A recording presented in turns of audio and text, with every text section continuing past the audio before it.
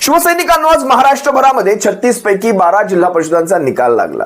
अजूनही संपूर्ण निकाल हातात आलेला नाही, पण 12 जिल्हा परिषदा, शिवसेनेचा परफॉर्मन्स या 12 जिल्हा परिषदांमध्ये कसा आहे हे सर्व तुमच्या सर्वांसमोर पुढच्या 5 ते 7 मिनिटात ठेवण्याचा प्रयत्न करतो. शिवसेनेचा परफॉर्मन्स, शिंदे गटाचा परफॉर्मन्स, भारतीय जनता पक्ष कुठे आहे, अजित पवारांची राष्ट्रवादी, शरद पवार साहेबांची राष्ट्रवादी नेमकी कुठे आहे, आपण त्या सर्वांमध्ये कुठे आहोत, हे सर्व तुम्हा सर्वांसमोर 5 ते 7 मिनिटात ठेवण्याचा प्रयत्न करतो. सर्वात प्रथम आजचा निकाल, त्याचे आकडे तुम्हा सर्वांसमोर ठेवतो. आतापर्यंत म्हणजे जवळपास 4 वाजेपर्यंतचे हे आकडे मी तुम्हा सर्वांसमोर ठेवतो. झेडपी निवडणूक. आता झेडपी म्हणजे काय नेमकं लक्षात घ्या. झेडपीचा सदस्य हा भविष्यातल्या आमदारकीचा दावेदार असतो. म्हणजे झेडपी मध्ये 1-2 टर्म जरी आपण निवडून आलो तरी भविष्यात त्या विधानसभेमध्ये ती व्यक्ती सहजपणे आमदारकीवर उतरते आणि सहजपणे निवडून सुद्धा येते. कारण झेडपीचं कार्यक्षेत्र हे कमी अधिक प्रमाणात आमदारकीच्या कार्यक्षेत्रा इतकं असतं. म्हणजे एका झेडपीमध्ये जवळपास एका झेडपीमध्ये म्हणण्यापेक्षा एका विधानसभेमध्ये जवळपास 3 ते 4 झेडपी सदस्य येतात. आता शिवसेनेचे किती निवडून आले, भाजपाचे किती निवडून आले हे तुम्हा सर्वांसमोर जिल्ह्याप्रमाणे ठेवण्याचा प्रयत्न करतो. 12 जिल्हा परिषदा कोणत्या होत्या? धाराशिव, सिंधुदुर्ग, संभाजीनगर, रायगड, पुणे, सांगली, सोलापूर, रत्नागिरी, कोल्हापूर, लातूर, परभणी आणि सातारा, ह्या 12 जिल्हा परिषदा. एकूण 36 पैकी फक्त 12च का, तर अजूनही आरक्षणाचं भिस्त घोंगडं तिथे पडून आहे कोर्टामध्ये. त्यामुळे ज्या जिल्हा परिषदा क्लिअर आहेत, जिथे आरक्षणाची ती मर्यादा, या सगळ्यांचा कुठेही काही घोळ नाही, त्या जिल्हा परिषदांच्या निवडणुका झालेल्या आहेत. बाकीच्या उर्वरित 24 ज्या आहेत त्या पुढे काही कालाने होतील. पण या 12मध्ये शिवसेनेचा परफॉर्मन्स मी तुम्हा सर्वांसमोर ठेवतो. आता धाराशिव मध्ये शिवसेनेचे 5 झेडपी सदस्य निवडून आले. 5 मी मगाशीही म्हणालो, जे झेडपी सदस्य असतात ते भविष्यामध्ये आमदारकीचे दावेदार असतात. त्या जिल्ह्यामध्ये आपण आणखी आपला पक्ष कसा वाढवू शकतो हे झेडपी सदस्यांच्या कार्यावर, त्यांच्या मेहनतीवर अवलंबून असतं. पंचायत समिती असेल, झेडपी असेल, अगदी नगराध्यक्ष असतील, जे त्याप्रमाणे त्यांच्या कार्यावर त्या जिल्ह्यामध्ये भविष्यामध्ये खासदारकी, आमदारकी याच्यावर कोण राहील हे ठरत असतं. आणि हे सत्य आहे. तळागाळातून म्हणजे अगदी नगरपंचायत, पंचायत, अगदी ग्रामपंचायत तर सोडूनच द्या, मी तिथपर्यंत जात नाही, पण अशा प्रकारे झेडपी आणि झेडपी नंतर विधानसभा, त्यानंतर लोकसभा. आता धाराशिव मध्ये 5 सदस्य, सिंधुदुर्गामध्ये 2 सदस्य, झेडपीचे 2 सदस्य निवडून आले. आता मला खरं तर सिंधुदुर्ग आणि रत्नागिरीतनं मला वाटतं 5 सदस्य आपले निवडून आलेले आहेत आणि रायगड जिल्ह्यातनं 5 सदस्य निवडून आले आहेत. म्हणजे जवळपास 5, 5, 10 आणि 2, 12. कोकण पट्ट्यामध्ये रायगड, रत्नागिरी, सिंधुदुर्ग हे 3 जिल्हे, म्हणजे मुंबई व्यतिरिक्त मी सांगतोय, या 3 जिल्ह्यांमध्ये कोकणामध्ये जर 12 सदस्य असतील तर आतापासून, म्हणजे सदस्य जास्त की सदस्य कमी, आता तुम्ही म्हणाल धाराशिव मध्ये शिंदे गटाचे 12 आहेत, आपले 5 आले, सिंधुदुर्गामध्ये शिंदे गटाचे 8 आहेत, आपले 2च आले, किंवा रत्नागिरीमध्ये शिंदे गटाचे 26 आहेत, आपले 5 आले. पण एक लक्षात घ्या, मला आजच्या घडलं तुम्हाला एक गोष्ट अगदी स्पष्टपणे सांगायची. शिवसेना एका संक्रमणातून जाते, शिवसेना एका कठीण काळातून जाते, हो, ही गोष्ट मान्य करावी लागेल. भारतीय जनता पक्षाच्या आशीर्वादाने, कमळीच्या आशीर्वादाने शिवसेना एका अशा संक्रमणातून जाते ज्यावेळेस शिवसेनेसाठी ही करो आणि मरोची स्थिती आहे. तुम्हा सर्व शिवसैनिकांच्या आशीर्वादाने, तुम्हा सर्वांच्या शिवसैनिकांच्या आशीर्वादाने, सर्व नेत्यांच्या आशीर्वादाने, मायबाप शिवसैनिकांच्या, मायबाप जनतेच्या, मायबाप मतदारांच्या आशीर्वादाने शिवसेना अजूनही तरुण आहे, तरुण राहिलेली आहे. या सगळ्यामध्ये तरुण तर आहेच, पण तरुण आहे हे लक्षात घ्या. शिवसेना आजच्या घडीला 1 जरी सदस्य निवडून आणत असेल ना, ती ही फार मोठी गोष्ट आहे. ह्या सध्याच्या काळात तुम्ही पहा, अगदी मशिनींपासून अगदी सदस्य चोरण्यापर्यंत, सदस्य चोरल्यानंतर म्हणजे कार्यकर्ते वगैरे दूरची गोष्ट, थेट तुमचा उमेदवारच घेण्यापासून, बरं उमेदवाराने कसा बसा त्याला मतदार केंद्र, तुम्ही त्याला त्याचे अर्ज जमा करा, अर्ज जमा केल्यानंतर त्याचा अर्ज टिकवण्यापर्यंत, अर्ज माघारी होऊ नये इथपर्यंत, बरं अर्ज माघारी नाही झाला तर निवडून आलेला सदस्य आपल्याकडे घेण्यापर्यंत, या सगळ्यामधून शिवसेना जो काही संघर्ष करत आहे तो संघर्ष फार मोठा आहे. त्यामुळे तुमच्या प्रश्नाचं माझं एकच उत्तर राहील की जरी आपल्याला कमी आले असले तरी बघा, आता तुम्ही 2 सदस्य सिंधुदुर्गातनं, म्हणजे मला वाटतं वैभववाडीचा एक गण असेल तो, आणि एक वेंगुर्ल्याचा, हे 2 सदस्य, नारायण राणेच्या मुलाचा तो व्हिडिओ तुम्ही पाहिला असाल, नितेश राणेचा तो व्हिडिओ, काय म्हणाला, जर माझ्या मर्जीच्या बाहेरचा सदस्य निवडून आला, मी जिल्हा म्हणजे जो पालकमंत्र्याचा निधी असतो त्या निधीचा एक नवा पैसा देणार नाही, मी जो आहे तो निधी सुद्धा काढून घेईल. मग अशा परिस्थितीमध्ये म्हणजे निवडणूक आयोग गेंड्याची कातडी पांघरलेला आयोग, आपण ह्या सगळ्या प्रकाराकडे लक्ष देता का? तर नाही देत. म्हणजे सगळ्यांची मदत कशा प्रकारे ह्या लोकांना होते आणि खुल्यामध्ये मीडिया समोर अगदी छाती ठोकपणे सांगितलं जातं आम्ही निधी देणार नाही. आणि स्पष्टपणे म्हटलं जातं, मी पंचायत समितींच्या किंवा मी ग्रामपंचायतीच्या निवडणुकांच्या वेळेसही हेच म्हणालो होतो. बघा त्यावेळेस ते म्हणालो, बघा पटापट पटापट पटापट माझे सदस्य, माझे ग्रामपंचायत सदस्य बसले, जर का मशालीचा निघाला म्हणजे कमळाचा आणि धनुष्याचा असेल तर निधी मिळेल, जर का मशालीचा निघाला तर मी 1 रुपयाचा निधी देणार नाही. हे खुल्यामध्ये केलेले व्हिडिओ आहेत, जरा पहा. मी जे बोलला त्यालाच निधी भेटणार, दुसऱ्याला निधी देण्याचा प्रश्नच राहत नाही. आणि आग्रेजी बरोबर बोलले, आपला हात आखडता लगेच चिन्ह बोलून मी निधी देतो, माझ्या कमळ चिन्हाचा आहे, धनुष्यबाणचा आहे, निधी घेऊन जा. चुकून मशालचा निघाला असलेली निधी कमी करून टाक. सगळ्या सरपंचांना तेव्हाच ग्रामपंचायतीला सांगितलेलं आम्हाला ग्रामपंचायती द्या, नाही तर 1 रुपयाची निधी देणार नाही. फटाफट फटाफट सगळे सरपंच बसले माझे. तसंच हाही विषय. अशा परिस्थितीमध्ये त्या सिंधुदुर्गामधनं सुद्धा आपले 2 झेडपीचे सदस्य निवडून येतात. म्हणजे ज्यावेळेस मतदार मनाशी घेतो ना त्यावेळेस तो कोणाच्या बापाचं ऐकत नाही. आज हे 2 सदस्य त्याच सिंधुदुर्गातनं भविष्यातले म्हणजे आता वैभव नाईक साहेब असतील, आपले शिवसेनेचे नेते तिकडे संघर्ष करतात आणि मला वैभव नाईक साहेबांचा एक अभिमान वाटतो. सिंधुदुर्गातनं ही व्यक्ती ठामपणे लढते. रत्नागिरीतनं भास्कर जाधव साहेब असतील, सिंधुदुर्गातनं वैभव नाईक असतील, ही सगळी मंडळी अगदी म्हणजे ह्यांच्या संघर्षाला कशाची मला उपवास देता येणार नाही. एक हाती संघर्ष करतायत. वैभव नाईक साहेबांनी आणलेले हे 2 सदस्य निवडून आणलेले सदस्य भविष्यामध्ये बघा ना किती कोकणातनं किती जागा जातात. ह्या सगळ्यामध्ये कोकणातनं जाते कणकवलीची जागा, राजापूरची जागा, कुडाळची जागा, सावंतवाडीची जागा, म्हणजे सिंधुदुर्गातल्या ह्या 4 जागा, रत्नागिरी, चिपळूण, गुहागर, खेड ह्या रत्नागिरी जिल्ह्यातल्या जागा, पेण, श्रीवर्धन, अलिबाग, महाड ह्या रायगड मधल्या जागा. म्हणजे या जागा किती आहेत? 12 जागा. 12 जागा, 12 सदस्य जे आपले आले 5, 5 आणि 2. माझं स्पष्ट मत आहे ह्या सदस्यांनी जर आतापासून आपापल्या परीने आपापले हे विधानसभा जर वाटून घेतले तर भविष्यामध्ये म्हणजे आपल्या मतदारसंघात तुम्हाला कार्य करायचंच आहे, पण भविष्यामध्ये कोकणामध्ये शिवसेनेचे 12 मावळे तयार करण्याची जबाबदारी या झेडपी सदस्यांवर दिली गेली पाहिजे. अतिशय सुरेख काम होईल, तळागाळापर्यंत काम होईल. म्हणजे भास्कर रावांचा आज विक्रांत जाधव, मला त्याचाही अभिमान वाटतो. तो मुलगा बापाच्या पाठीचं ठाम उभा राहिलाच, अगदी खंबीरपणे उभा राहिला. पण विक्रांत जाधव यांनी स्वतःची गुहागरची झेडपीची जागा सुद्धा पुन्हा निवडून आणली. अभिमान आहे. आणि ह्या जागेला पाडण्यासाठी सारा विरोधी पक्ष एकवटला होता. साराच्या सारा म्हणजे कोकणामधला एकमेव आमदार भास्करराव आपले. आणि भास्करराव एकमेव जरी असले तरी उभ्या कोकणामध्ये, उभ्या म्हणजे वरपासून चांद्यापासून बांद्यापर्यंत कोकणाचं नेतृत्व भास्करराव अतिशय उत्तमपणे करतात. ह्या माणसाला कशाची तोड नाही. ह्या माणसाच्या कुठल्याही गोष्टीला आडकाठी घालण्याची ताकद विरोधकांमध्ये नाही. आणि भास्कररावांचा हा मुलगा विक्रांत जाधव याच्यामध्ये सुद्धा तेच कॅलिबर आहे. त्यांनी स्वतःची सीट निवडून आणली आणि शिवसेनेला तिथे मजबूत केलं. भास्कररावांचा हा चिरंजीव निवडून येणं हे फार गरजेचं होतं आणि ती सीट त्यांनी निवडून आणलेली आहे. मला अभिमान वाटतो. मला आणखी एका कोकणातल्या सीटविषयी तुम्हाला सांगायचंय. ती आहे सोमनाथ ओझरडेची सीट, विन्हेरे मतदारसंघ, महाड विधानसभेतला. सोमनाथ ओझरडे सर्वसामान्य सरपंच आहेत ते. आता सोमनाथ ओझरडे यांनी कुणाशी टफ फाईट दिली? जवळपास 3 टर्मचे झेडपी सदस्य राहिलेले निलेश ताठारे, जवळपास ते सोमनाथ ओझरडेंचा पराभव झाला. पण ओझरडे, जर तुम्ही मला इथून ऐकत असाल किंवा विन्हेरे मतदारसंघात जर तुम्ही मला पाहत असाल, जे कोणी मला पाहत असाल, सोमनाथने तोंडचं पाणी पडलं, तोंडाला फेस आणला. 1700 मतांनी सोमनाथचा पराभव झाला. पण सोमनाथ, मला का कुणास ठाऊक तुमच्यामध्ये मला भविष्यातला विधानसभेचा सदस्य दिसतोय, तुमच्यामध्ये मला मशालीचा एक उमेदवार दिसतोय या भरत शेठ गोगावलेच्या विरोधातला सोमनाथ ओझरडे.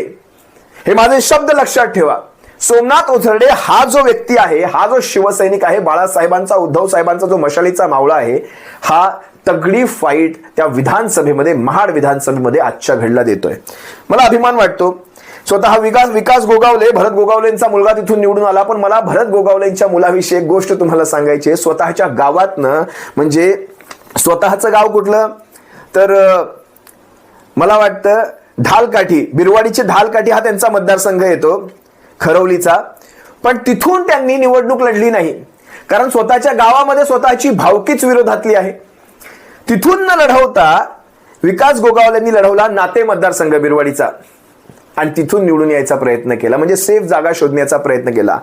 सोमनाथ ओझरडेचा हा एवढा प्रभाव आहे तिथे की त्यांनी आपलं गाव सोडून इथून नाते मतदारसंघातनं बिरवाडीच्या, नवल वाटतं मला. ठीक आहे, करा प्रयत्न, आमदारकी आहे घरामध्ये, तुमच्याकडे मंत्रीपद आहेत, कितीही करा, पण शेवटी हा मशालीचा डर आहे तुम्हाला.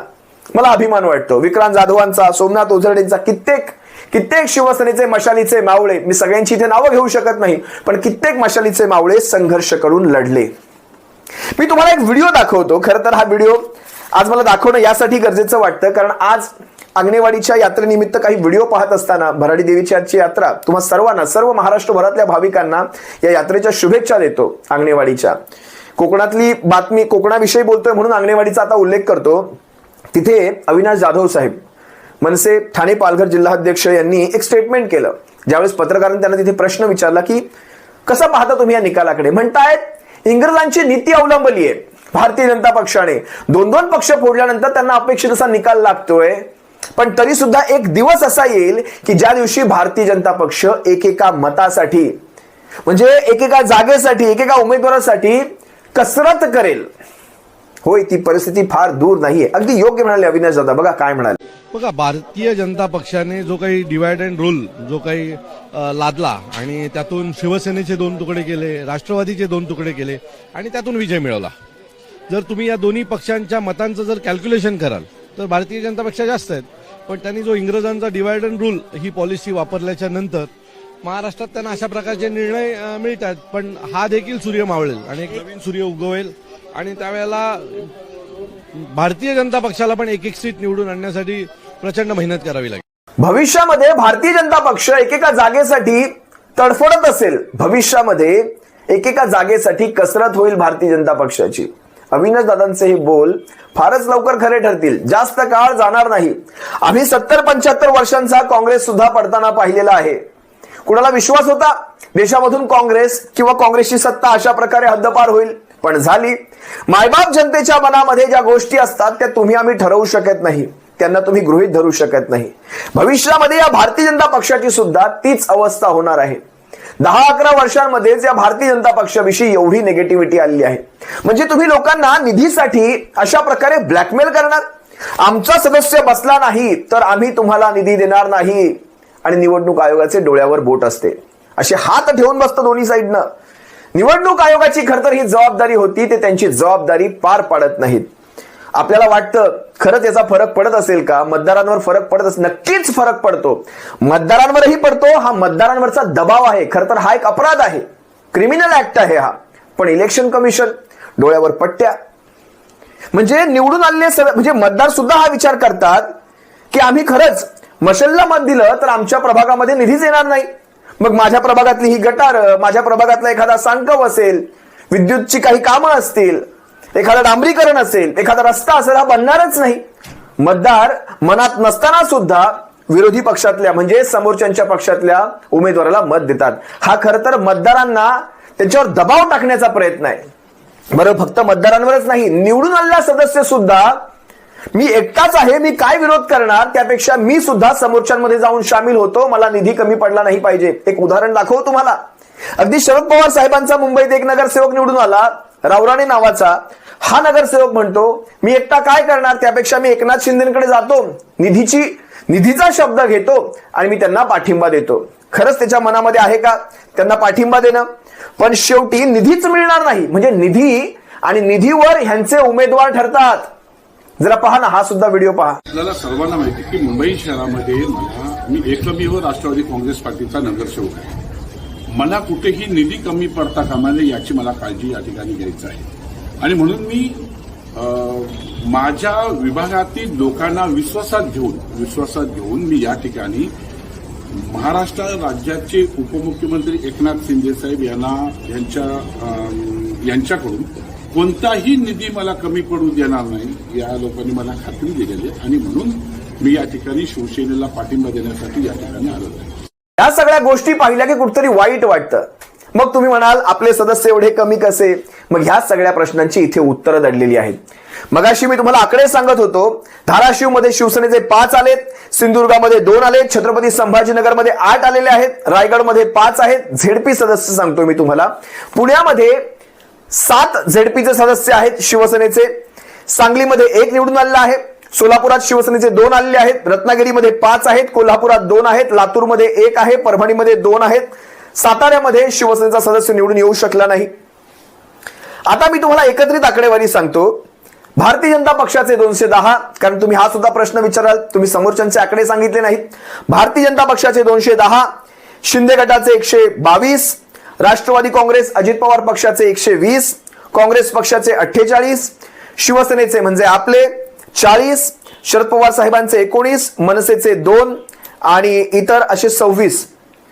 आता मी तुम्हाला एक चांगली आकडेवारी सांगतो. आता एक वेगळा पैलू सांगतो. ह्याच्यामध्ये अजित पवारांची राष्ट्रवादी ही महाविकास आघाडीचा भाग होती. तुम्हाला नवल वाटेल हे ऐकल्यानंतर, पण घड्याळ, शिवसेना, तुतारी, काँग्रेस हे सगळे जवळपास म्हणजे काही अपवाद वगळता सगळीकडे, विशेषतः पुणे जिल्ह्याचं सांगेन मी तुम्हाला, घड्याळासाठी शिवसेनेने, मशालीने सुद्धा आपल्या जागा सोडलेल्या आहेत, काँग्रेसने सुद्धा आपल्या जागा सोडलेल्या आहेत. आणि शरद पवार पक्षाचे म्हणजे राष्ट्रवादी काँग्रेस शरद पवार साहेबांच्या पक्षाचे तुम्हाला बऱ्याच ठिकाणी 000 दिसत असतील, तर ते 0 नाहीत. याचं कारण लक्षात घ्या. शरद पवार साहेबांची तुतारीचं चिन्ह आणि अजित पवारांच्या घड्याळाचं चिन्ह असं जे आहे, ह्या दोघांनी एकत्र येऊन बऱ्याच ठिकाणी निवडणुका लढलेल्या आहेत. साधं उदाहरण जुन्नरच्या सर्व झेडपींमध्ये जवळपास 5 ते 7 ठिकाणी त्यांनी घड्याळ म्हणजे 4 ठिकाणी घड्याळ, 1 ठिकाणी मशाल अशा प्रकारचं चिन्ह, म्हणजे चिन्हांमध्ये गफलत नको, कुठे तुतारी कुठे घड्याळ, ती गफलत नको यासाठी एकच चिन्ह दिलं गेलं होतं. त्यामुळे 120 ज्या अजित पवार साहेबांच्या, अजूनही हा आकडा शेवटचा आकडा नाही, अजून आकडे बदलतील, शिवसेनेच्या 40च्या पेक्षा जास्त झेडपीचे सदस्य निवडून आलेले आहेत. खरं पाहायला गेलं तर शिवसेना जास्त करून सध्याच्या परिस्थितीत ही शहरांमध्ये, पण आता ग्रामीणमध्ये सुद्धा शिवसेना मजबूतपणे चाललेली आहे. शिंदेचे 122च्या आसपास आहेत, पण 60 आमदारांची म्हणजे जवळपास स्वतःचे आणि इतर काही अपक्ष मिळून जवळपास 60 आमदारांची ताकद घेऊन, 7-8 खासदारांची ताकद घेऊन, मंत्रीपद, नगरविकास निधी या सगळ्यांमधून सगळ्यांचा हा मिलाप 120चा आहे. आणि शिवसेना हाताशी काहीही नसताना सुद्धा 40 झेडपीचे सदस्य निवडून आणते. हाही विजय थोडका नसे, हे लक्षात ठेवा. अनेक गोष्टी आहेत, अनेक फॅक्टर प्रमाणे याचा विचार करायला हवा. 120 अजित पवारांचे, शिवसेनेचे 40, काँग्रेसचे 48, शरद पवार साहेबांचे 20, मनसेचे काही, अशा प्रकारचा आपला आकडा हा जवळपास 230 ते 235 झेडपी सदस्यांचा जातो. तर महायुतीचा हा आकडा 325 ते 328 पर्यंतचा जातो. ठीक आहे, आकडे वाईट नाहीत. आता यामध्येही तुम्हाला मी नगरपंचायतींचा पंचायत समित्यांचा जर निकाल सांगेल तर तो निकाल असा आहे.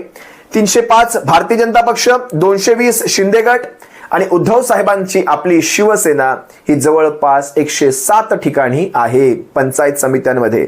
काँग्रेस हा जवळपास 90 ते 100 ठिकाणी आणि इतरांचा 23चा आकडा आहे. खरं तर सत्ता ज्याच्याकडे असते त्याच्याकडे खरं तर हे झेडपी असेल किंवा ह्या पंचायत समित्यांच्या निवडणुकांचा हा कल असतो. कधीही तुम्ही पहा, ज्याच्याकडे सत्ता, कारण शेवटी निधी जो असतो हा जिल्हा नियोजनचा असतो, हा पालकमंत्र्यांचा असतो, हा झेडपींचा असतो. त्यासाठी वरती अर्थमंत्री कोण बसलेला आहे, कोण तिथे अर्थ खातं घेऊन बसलेला, या सगळ्यावरचा असतो, त्याचा पगडा असतो. पण ठीक आहे, जे काही असेल ते आपल्याही जागा, समजा मी एकंदरीत फक्त शिवसेनेबद्दल बोललो तर आपल्या ज्या 40 जागा आहेत त्या 40 जागा ही कुठेही कमी नसे. असो, तुर्तास तुम्हा सर्वांची रजा घेतो. भविष्यामध्ये हे 40 सदस्य भारतीय म्हणजे आता मला काही गोष्टी वेगळ्या इथे, पण मी त्या गोष्टी सध्या टाळतो, सगळ्याच गोष्टी उघड करत नाही.